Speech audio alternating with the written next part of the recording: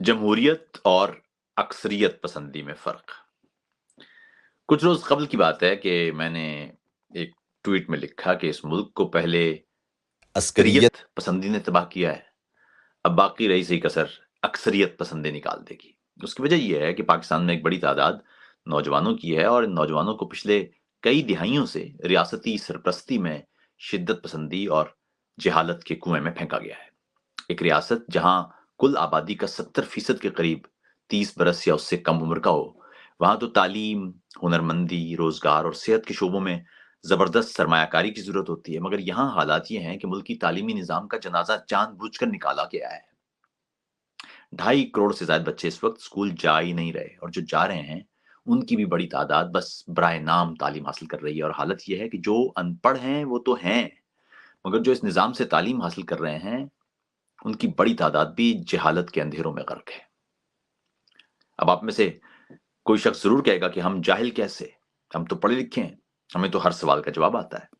ان پڑھ اور جاہل کا فرق یہی ہے کہ ان پڑھ علم سے دور ہوتا ہے، جبکہ جاہل اپنے لا علم ہونے کے احساس سے بھی دور ہوتا ہے۔ یعنی ایک تو جانتا نہیں، اس پر یہ احساس بھی نہیں کہ وہ جانتا نہیں۔ اس وقت حالات یہ ہیں کہ آپ کسی بھی موضوع پر گفتگو شروع کریں، سامنے کوئی بھی ہو، اس کی تعلیمی قابلیت کچھ بھی ہو، اس نے کبھی کتاب کی شکل دیکھی ہو یا نہ دیکھی ہو، اس نے علم کے حصول کے لیے سفر کیا ہو یا نہ کیا ہو، اس نے مطالعے کے لیے شب بسری کی ہو یا نہ کی ہو، اس کا پہلا جملہ ہوگا جناب آپ کو نہیں پتا۔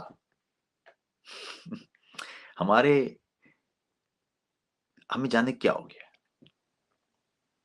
لوگوں کو ادراک ہی نہیں کہ اگر نہیں معلوم تو معلوم کیا جا سکتا ہے، سیکھا جا سکتا ہے۔ جہالت جواب سکھاتی ہے، علم سوال سکھاتا ہے۔ پاکستان میں ہر شخص کو سارے جواب سکھا دیے گئے ہیں۔ مسئلہ یہ ہے کہ سارے جواب غلط ہیں، یا کم از کم اس میں سے زیادہ تر غلط ہیں، اور سوال موجود ہی نہیں ہے۔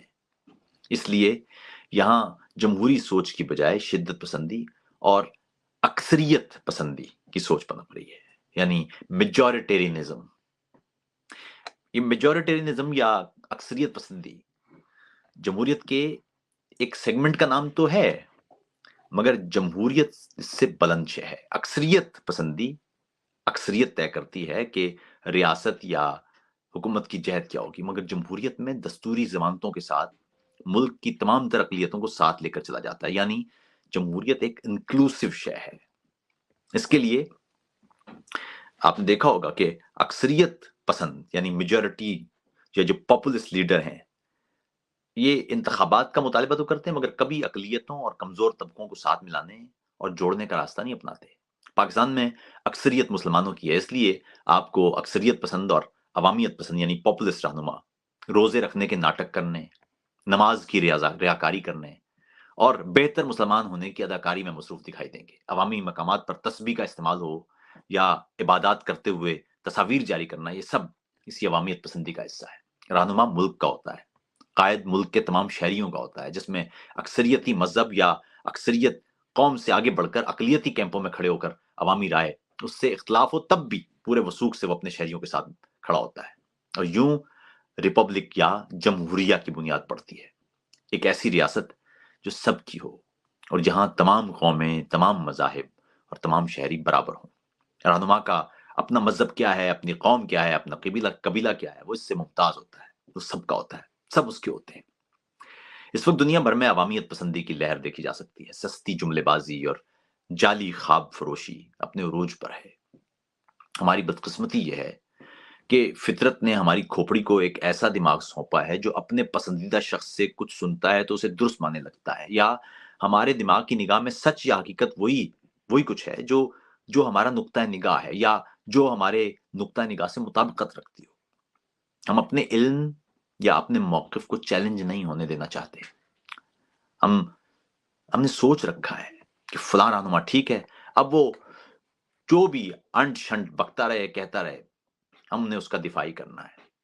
کبھی کبھی تو آپ حیران رہ جاتے ہیں کہ صاحب ابھی کچھ دن پہلے تو آپ اپنے موقف سے 180 درجے یا بالکل متضاد موقف کی اتنی شد و مت سے حمایت کر رہے تھے، آج آپ کے پسندیدہ لیڈر نے کچھ اور کہہ دیا ہے تو آپ اتنے ہی زور سے اپنے ہی پرانے موقف کے الٹ کو درست قرار دے رہے ہیں۔ تاریخ کا بدترین مذاق دیکھیے کہ ان دنوں آپ کو تحریک انصاف کے دوست یہ تانا دیتے ملیں گے کہ چونکہ آپ عوام عمران خان کی سیاست پر اختلاف کرتے ہیں اس لیے آپ تو یقیناً جی ایچ کیو کی آشیرواد سے بول رہے ہیں۔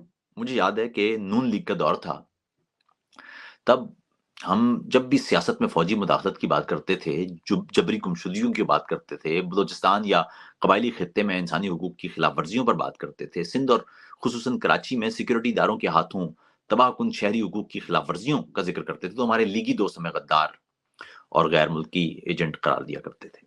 پھر عسکری لیبارٹری میں پی ٹی آئی تیار ہو گئی، مگر نہ ہمارا لیبل بدلا، نہ ہمارے ان سیاسی محب وطنوں کا رویہ۔ تحریک انصاف کا دور پاکستانی تاریخ میں فوجی آمریتوں کے طرز کا ایک دور تھا، مگر سوشل میڈیا پر اس ہائبرڈ رجیم کے دفاع میں دلیلیں دی گئیں۔ ہم نے سیاست میں فوجی مداخلت کے خطرات بتائے تو سوشل میڈیا پر انہی دوستوں نے اس کے دفاع میں دلیلیں دی۔ ہم نے ملکی دستوری ضمانتوں اور شہری حقوق کی بدترین خلاف ورزیوں کا ذکر کیا تو سوشل میڈیا پر انہی دوستوں نے اس کے دفاع میں دلیلیں دی۔ فوجی سربراہ کو باپ قرار دینے پر ہم نے شکایت کی، مگر سوشل میڈیا پر انہی دوستوں نے اس کے دفاع میں دلیلیں دی۔ فوجی جرنیلوں پر تنقید پر 5 لاکھ روپے جرمانے اور 5 سال قید کی سزا رکھی گئی، ہم نے تنقید کی، مگر سوشل میڈیا پر انہی دوستوں نے اس کے دفاع میں دلیلیں پیش کی۔ زیادہ پر لطف بات دیکھیے کہ نون لیگ کے لوگ اپنی جماعت سے یہ سوال کرتے نہیں ملیں گے کہ جب ووٹ کو عزت دو کا نعرہ لگا رہے تھے، جب باجوہ پر الیکشن چوری کرنے کا الزام لگا رہے تھے، جب اس پر آئین شکنی کا لیبل چسپاں کر رہے تھے، تو پھر اس کو ایکسٹینشن دینے کے لیے ووٹ کیوں دیا؟ اور تحریک انصاف کے دوست اپنی جماعت سے یہ سوال کرتے نہیں ملیں گے کہ اقتدار جانے سے 1 ماہ پہلے باجوہ کو ایکسٹینشن کیوں دے رہے تھے؟ ایک اور ایکسٹینشن اکتوبر تک، پچھلے سال اکتوبر تک، یعنی باجوہ کی ریٹائرمنٹ سے 1 ماہ پہلے تک صدر الوی کے ذریعے چھپ چھپ کر باجوہ سے مل کیوں رہے تھے؟ یعنی لیڈر نے کہا باجوہ باپ ہے تو نیچے تک ہر کسی نے باپ ماننا شروع کر دیا، لیڈر نے کہا باجوہ کرپٹ ہے، غدار ہے، تو نیچے تک ہر انصافی نے اسے غدار ماننا شروع کر دیا۔ لیڈر نے کہا جمہوریت اور دستور کی بالادستی کی بجائے ہائبرڈ رجیم درست ہے، تو ہائبرڈ رجیم کے قصیدے گانے لگے۔ اس نے کہا کہ باجوہ نے ظلم کیا تو باجوہ کو گالیاں دینے لگے۔ لیڈر نے کہا فوج کا وزیر اعظم کی گفتگو ریکارڈ کرنا درست عمل ہے تو اس کا دفاع شروع کر دیا۔ لیڈر نے کہا میری گفتگو کیوں ریکارڈ کی تو گفتگو ریکارڈ کرنے کے نقصان بتانا شروع کر دیے۔ لیڈر نے کہا کہ ملک میں عالمی سطح پر مہنگائی ہے تو اس کی وجہ سے مہنگائی ہے تو دنیا بھر سے پیٹرول پمپوں کے سامنے کھڑے ہو کر 25,000 روپے ماہوار اوسط پاک تنخواہ والے پاکستان میں پیٹرول کی قیمت اور 3-4 ہزار یورو ماہانہ اوسط والے ملک کے پیٹرول پمپوں کے سامنے کھڑے ہو کر ایک قیمتوں کے موازنے کی ویڈیوز پوسٹ کرنا شروع کر دیں۔ قوم کو بتایا گیا کہ مہنگائی تو ہے ہی نہیں۔ دوسری طرف باجوہ کو ملک کا غدار کہنے والی نون لیگ نے حکومت سنبھالی تو ان کا ووٹر جو 4 سال تک باجوہ کو غدار قرار دے رہا تھا اس کے دل میں کچھ نرمی پیدا ہو گئی، اوپر سے نرمی کا ہی آرڈر آ گیا تھا اور غصے کا مرکز جنرل فیض کی طرف مڑ گیا۔ اس کیمپ میں باجوہ سے نفرت، مگر جنرل فیض کے لیے جو ہمدردی وہ اس طرف یہ جو تحریک انصاف کا کیمپ ہے وہاں دکھائی دے گی۔ یہ وہ تلخ حقائق ہیں کہ ہم کس جگہ کھڑے ہیں اور یہ برائے نام قسم کے لیڈر ہمارے ساتھ کیا کر رہے ہیں۔ نون لیگ پر تنقید کریں تو آواز آئے گی سر آپ بھی انصافیوں کے ساتھ مل گئے، آپ عمران خان پر تنقید کریں تو آواز آئے گی آپ نون لیگ سے پیسے لے چکے ہیں۔ جمہوریت اور آمریت کا فرق قبولیت اور عدم قبولیت کا ہے، اور جمہوریت اور اکثریت پسندی کا فرق بھی کچھ ایسا ہی ہے۔ آمریتوں میں کوئی رہنما اپنے علاوہ تمام اختلافی آوازوں کے گلے دباتا ہے۔ اس کا نظریہ ہوتا ہے کہ مجھ سے اختلاف کرنے والا ہر شخص کرپٹ ہے، چور ہے، ڈاکو ہے، غدار ہے، غیر ملکی ایجنٹ ہے یا کوئی مجرم ہے۔ جمہوریت اختلاف کے لیے جگہ بناتی ہے اور مکالمے کو فروغ دیتی ہے۔ اکثریت پسندی تانے، دشنام، نازیبا زبان اور بد مزاج جملوں کے ذریعے گفتگو اور مکالمے کا راستہ روکتی ہے۔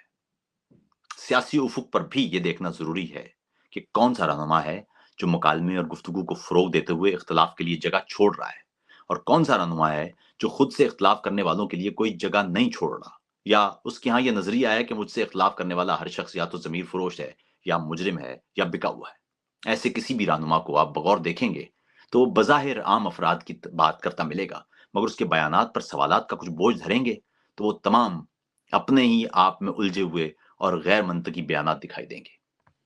جمہوریت ہمیشہ دستور کی محافظ ہوتی ہے اور اکثریت پسندی یعنی میجورٹیرینزم اور عوامیت پسند جملے باز سیاستدان دستور دشمن۔ جمہوری رہنما ہمیشہ دبے لفظوں میں یا واشگاف لفظوں میں آئینی بالادستی کا بیانیہ رکھتے ہیں سامنے، جبکہ اکثریت پسند رہنما دستور کی بالادستی کا نعرہ لگا بھی دیں تو ان کی نگاہ دستور تبدیل کر کے اختیارات کو ایک عہدے میں سمیٹنے سے عبارت ہوتی ہے۔ جمہور کی رائے کے نتیجے میں ریپبلک بنے یعنی ایک متنوع اور کثیر الثقافتی اور کثیر المذہبی ریاست تو وہ جمہوریت ہے. مگر جمہور کی رائے کے ذریعے اگر تنوع کا خاتمہ اور اکثریتی رائے کے ذریعے دستور کو اکثریتی رائے کے تابع بنانا مقصد ہو تو وہ میجورٹیرینزم یا اکثریت پسندی ہے. اور یہ راستہ کبھی بھی ریاست کے لیے تباہی سے کم نہیں ہوتا. اختلاف کا حق ختم ہو گیا تو معاشرہ مکمل طور پر بانجھ ہو جائے گا. اختلاف کا حق اس ملک کے بدترین عسکری آمر تو نہیں کر پائے ختم اس کا، لیکن ریاستی سرپرستی، تباہ کن تعلیمی نظام اور خوفناک پروپیگنڈے کے نتیجے میں ملک سے سوال اور مکالمت کے خاتمے پر مبنی ایک اور آمریت کی راہ اس وقت ہمارے سامنے ہے. اور یہ آمریت اب سویلین شکل میں بھی سامنے آ رہی ہے. اس سے قبل بھی 70 کی دہائی میں یہ ملک سویلین آمریت دیکھ چکا ہے. آمریت تو آمریت ہے، مگر جرنیلی آمریت اور سویلین آمریت میں ایک فرق یہ ہے کہ فوجی آمریت میں آپ کے سامنے ایک واضح اور دستور شکن دشمن موجود ہوتا ہے، مگر سویلین آمریت میں آپ کے سامنے بظاہر ایک جمہوری دکھنے والا رہنما ہوتا ہے، مگر وہ دراصل دستور، روایات، قانون اور اقدار کا جنازہ نکال کر ملک کو تباہ کر کے اقتدار چھوڑتا ہے. جرمنی میں ہٹلر کی مثال ہم سب کے سامنے ہے.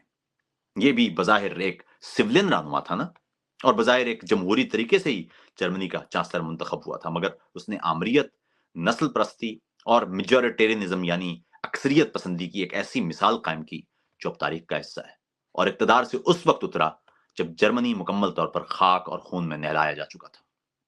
سنگل پارٹی نظام کے دعوے دار ہر رہنما کو رد کریں، کیونکہ سنگل پارٹی نظام اکثریت پسندی اور آمریت کا اظہاریہ ہو سکتا ہے، جمہوریت کا نہیں. یاد رکھیے، کسی بھی منفی قوت، وہ آمریت ہو یا نسل پرستی ہو یا فرقہ پرستی ہو یا رنگ پرستی، اس طرف جانا آسان ہے مگر وہاں سے نکلنا آسان نہیں ہے. خیال رکھیں کہ کہیں ایسی طاقت کی پوجا نہ شروع کر دیں جس سے چھٹکارے کا کفارہ بھی سول وار، خانہ جنگی یا مکمل طور پر خاک اور خون سے نہلا دیے جانے سے عبارت ہو.